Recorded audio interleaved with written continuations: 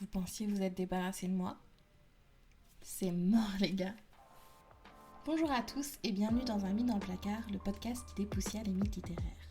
Alors aujourd'hui, on se retrouve pour un petit épisode bonus, puisqu'on a terminé la saison 1 sur La Belle et la Bête, et qu'on entamera la saison 2 sur Barbe Bleue, puisque vous avez voté pour Barbe Bleue, en septembre. Entre-temps, je voulais pas vous laisser cet été sans rien, donc ce mois-ci, on a un épisode sur la femme sauveuse, qui est un peu une thématique propre à La Belle et la Bête, mais qui se retrouve dans d'autres histoires, et je vais vous faire une comparaison, enfin je vous explique ça tout de suite. Et le deuxième épisode sera en août, et cet épisode-là va ouvrir une nouvelle série, puisque ce sera une interview. Je vais lancer une série d'entretiens avec des personnes, pour savoir, donc des personnes diverses et variées, que ce soit de mon entourage, mais aussi des universitaires, des personnes qui ont un rapport particulier au conte de fées, que j'ai rencontrés sur d'autres plateformes, enfin voilà. Et donc du coup, ça va être une série d'entretiens pour comprendre un peu le rapport aux contes, aux histoires, aux mythes, et à quel point ces histoires ont pu avoir un impact ou non sur la vie des personnes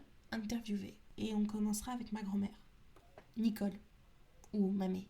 Moi je vais l'appeler Mamé, je vous annonce, alors appelez-la Mamé aussi.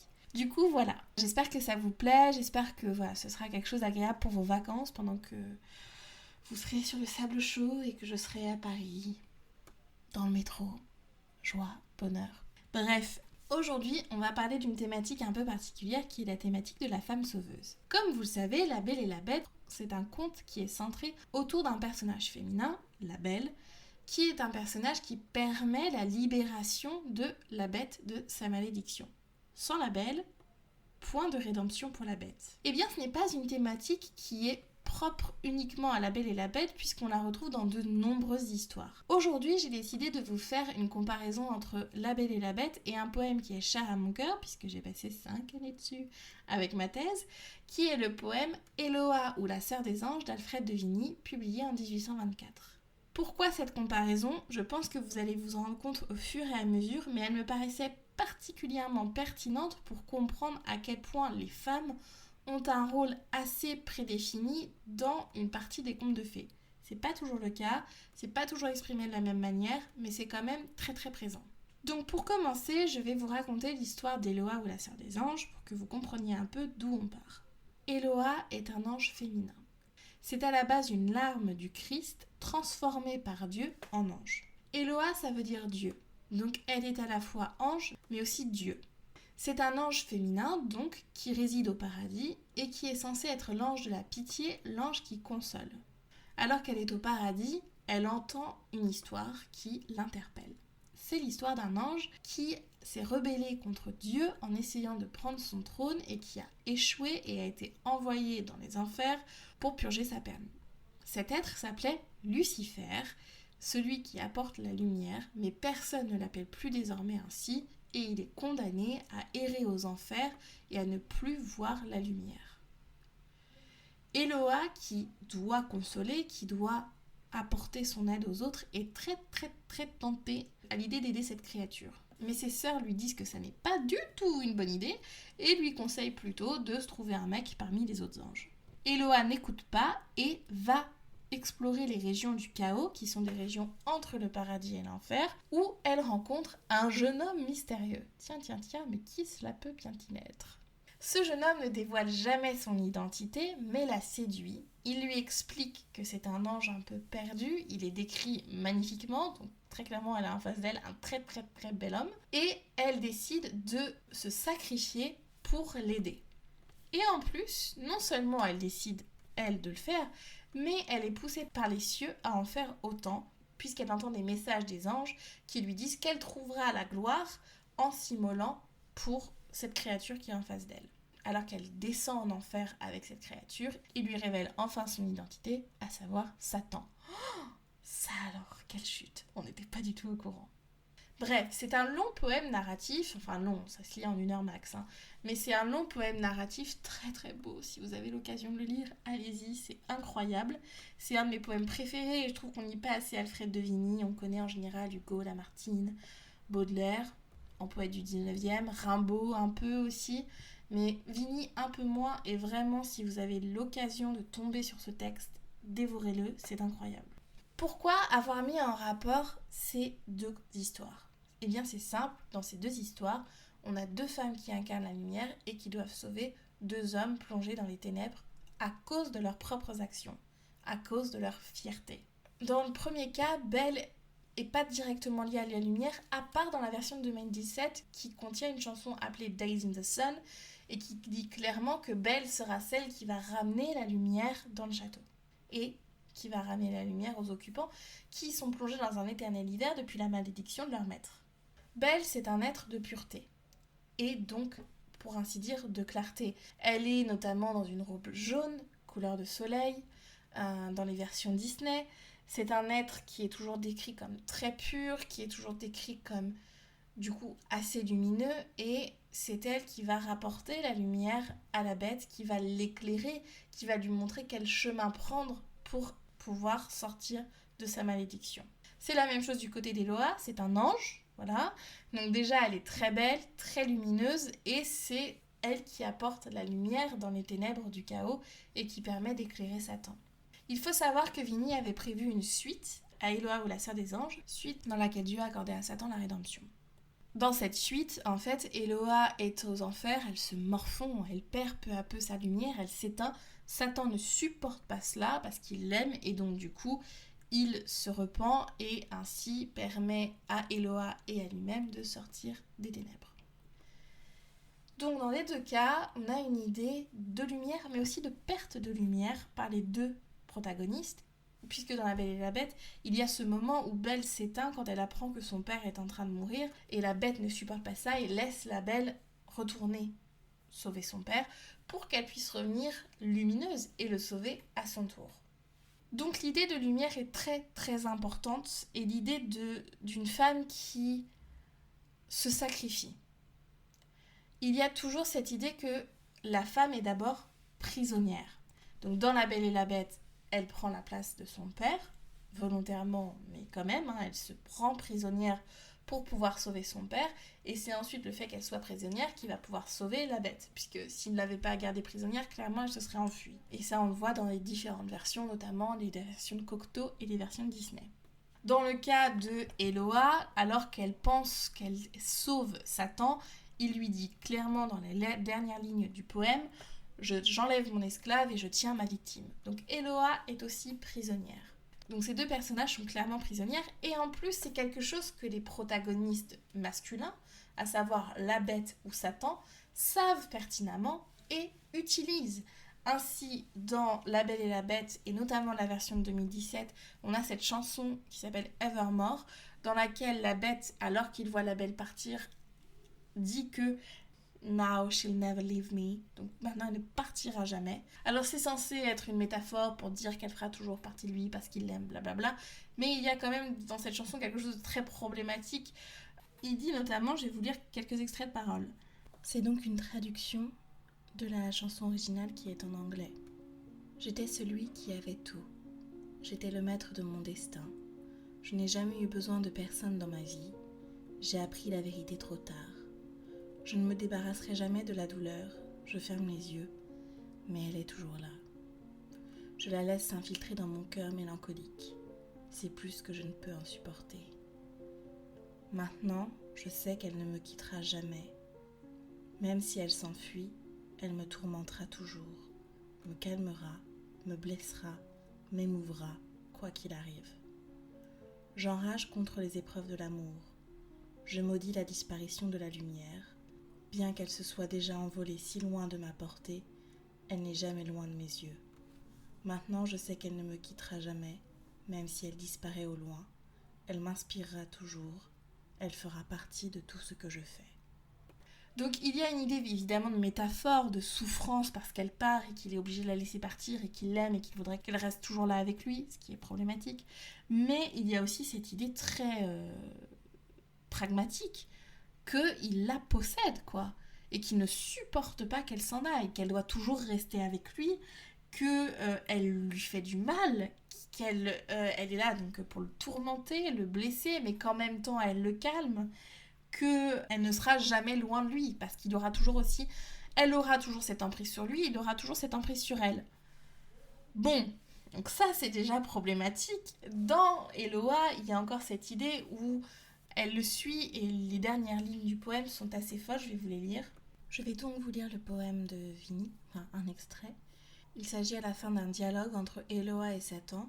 Je préciserai juste au début que c'est Eloa qui parle, et puis après je lis le texte normalement, mais la précision ne fait pas partie du texte original. 2 fois encore levant sa paupière infidèle, promenant des regards encore irrésolus, elle chercha ces cieux qu'elle ne voyait plus. Des anges au chaos allaient puiser des mondes, passant avec terreur dans ces plaines profondes, tandis qu'ils remplissaient les messages de Dieu, ils ont tous vu tomber un nuage de feu. Des plaintes de douleur, des réponses cruelles, se mêlaient dans la flamme au battement des ailes. « Où me conduisez-vous, bel ange ?» dit Eloa. « Viens toujours. » « Que votre voix est triste et quel sombre discours. N'est-ce pas Eloa qui soulève ta chaîne ? J'ai cru t'avoir sauvé. » « Non, c'est moi qui t'entraîne. Si nous sommes unis, peu m'importe en quel lieu, nomme-moi donc encore ou ta sœur ou ton Dieu. J'enlève mon esclave et je tiens ma victime. Tu paraissais si bon, oh qu'ai-je fait ? Un crime. Seras-tu plus heureux, du moins es-tu content ? Plus triste que jamais. Qui donc es-tu ? Satan. Mic drop. Voilà. Donc il y a l'idée que elle pensait le sauver, elle pensait l'aider, elle pensait y aller et le rendre heureux. Et elle s'est trompée sur toute la ligne. Elle n'y va pas, il l'enlève, elle ne le rend pas heureux, il est plus triste que jamais. Elle ne sauve pas puisqu'elle commet un crime. Et que donc elle rend Satan plus diabolique qu'il ne l'était encore. Il est le tentateur. Il est celui qui force les autres au péché, qui les incite plutôt au péché. Il y a cette idée dans les paroles des 2 protagonistes masculins que la femme est à la fois celle qui les sauve, mais en même temps celle qui les détruit, qui les tourmente, qui les damne encore plus. Donc il y a une idée encore de culpabilisation de ces êtres féminins. Belle parce qu'elle part, Eloa parce qu'elle essaye de le sauver. Et donc en fait ils sont toujours très ambivalents, il y a toujours une idée qu'il les adore mais il les déteste à la fois, qu'il les aime, mais est-ce vraiment de l'amour ? Est-ce que c'est pas plutôt du besoin ? Et c'est vraiment très très problématique dans les 2 cas. Donc il y a cette idée de prisonnière. Mais pourquoi Eloa et pourquoi la Belle acceptent ça ? Mais c'est parce qu'elles ont connu ce schéma-là dans leur vie familiale. La Belle est sous l'emprise de son père, elle se libère de l'emprise de son père en allant dans le château de la Bête en fait.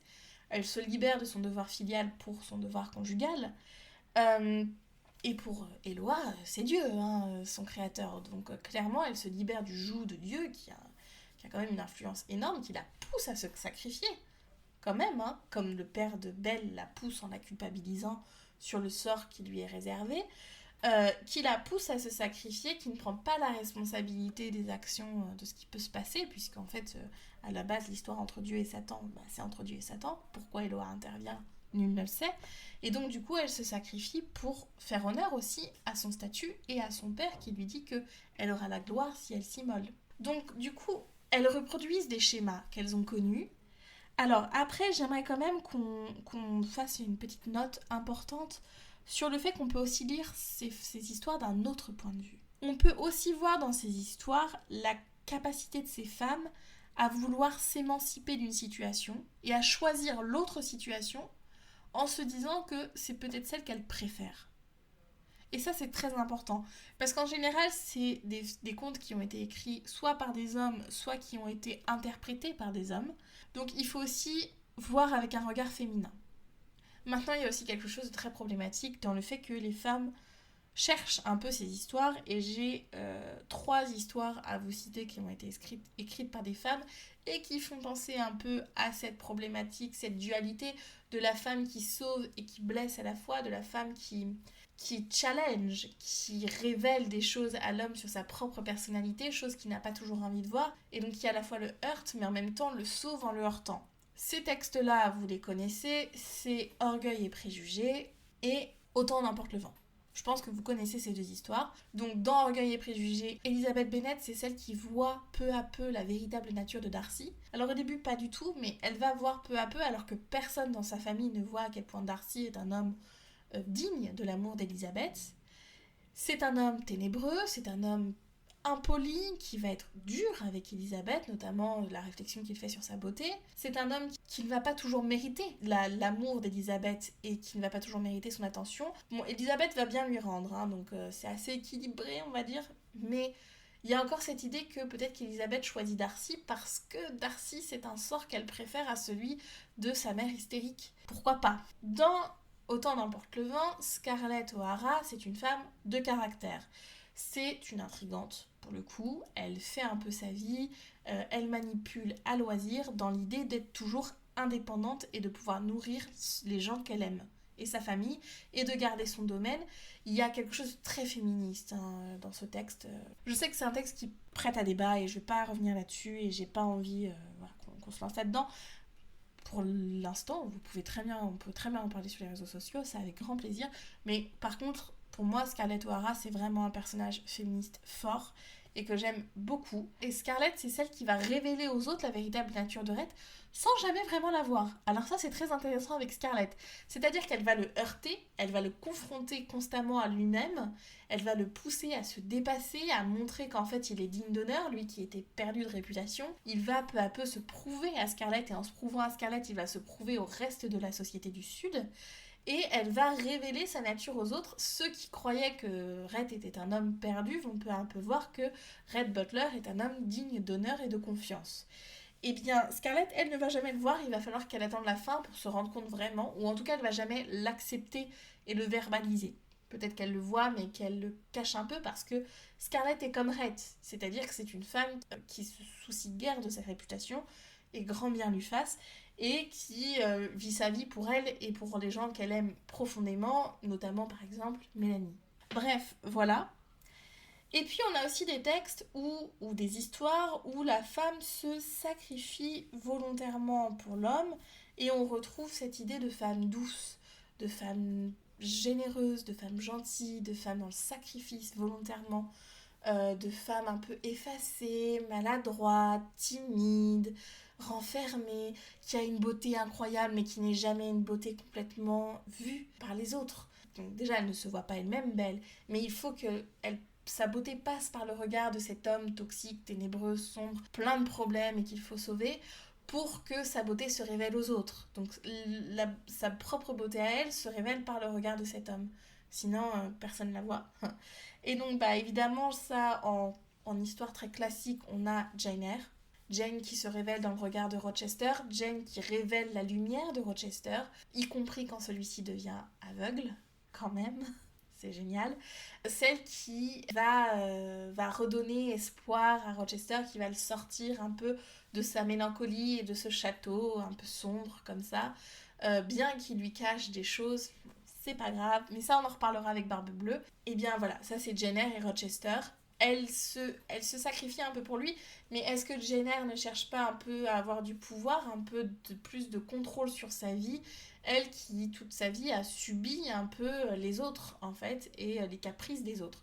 Donc est-ce qu'elle n'est pas habituée et elle s'est dit quitte à choisir mon sort, autant choisir celui qui me convient le mieux. Et puis il y a aussi cette idée que quand elle a perdu sa meilleure amie, elle a peut-être perdu le véritable amour de sa vie. Ça c'est encore une autre lecture de Jane Eyre. À vous de voir un peu ce que vous voulez y voir. Le fait est que dans le texte, on a une jeune femme douce qui se sacrifie pour un homme perdu. Eh bien, on va retrouver ça dans la littérature moderne, bien évidemment, avec, je vous le donne en mille, Twilight. Twilight, qui est donc, l'histoire d'une jeune femme timide, maladroite, voilà. Bella Swan, c'est la girl next door, celle qui passe inaperçue et qui d'un seul coup devient la plus belle femme de cet univers au point qu'on se battra pour elle et qui, par sa douceur, par son côté ingénu, va permettre à Edward de sortir de sa mélancolie, de voir qu'il n'est pas qu'un monstre, qu'il n'est pas voué qu'à être ce monstre incroyable qu'est le vampire, ce monstre affreux, ce consommateur de sang humain, ce tueur, ce prédateur. Et je dis ça, je rigole, une grosse fan de Twilight. Hein. Voilà, je le dis, c'est sorti là. Et j'ai même fait Non, je peux pas dire ça. Vous n'êtes pas encore prêts. Bref, et puis il y a évidemment la fanfiction de Twilight, parce que c'est ça à la base, 50 Shades of Grey. Incroyable, cette Anastasia Steele, là encore, ingénue, passe-partout, qui se révèle être une beauté incroyable, que tous les hommes vont vouloir désirer, une fois que Christian Grey aura porté son regard sur elle, son regard de prédateur, d'homme aficionado du SM et des chambres rouges. Et là encore, on en parlera avec Barbe Bleue. C'est problématique, quoi. Il y a un problème. Et donc, c'est Anastasia qui va sauver Christian en voyant en lui le petit traître blessé, le petit enfant qu'il faut sauver alors qu'il a vécu tant de choses horribles. C'est donc une thématique très reprise, très connue. Et ce qui est intéressant, c'est que c'est des femmes qui sont le public numéro 1 de ces histoires. Et je trouve que c'est très intéressant à noter. Et ça, on en reparlera avec Barbe Bleue.